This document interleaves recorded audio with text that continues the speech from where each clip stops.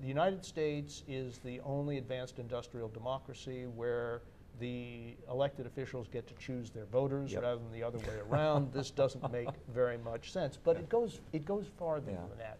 We now have a system in which, and not only in many congressional districts, but many larger jurisdictions such as states, the party primary is tantamount to the general election because it's not only congressional districts that are red or blue, it's increasingly states and even regions as well.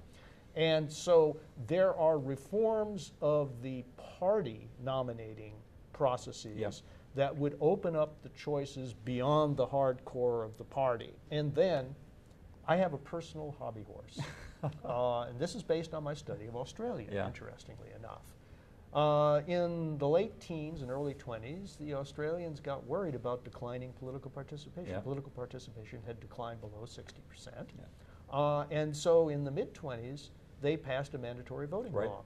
And the voting participation in the general election before the passage of that law was 59%. The next year, after the next cycle after the passage of that legislation, it was 91%. It has never fallen below 90% since, and now stands around 95%.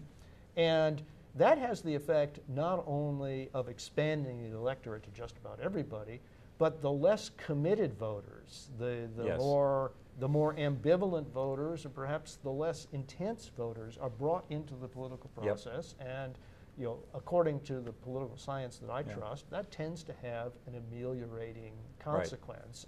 That's interesting. And my impression in Australia of the effect of that law is very much like yours.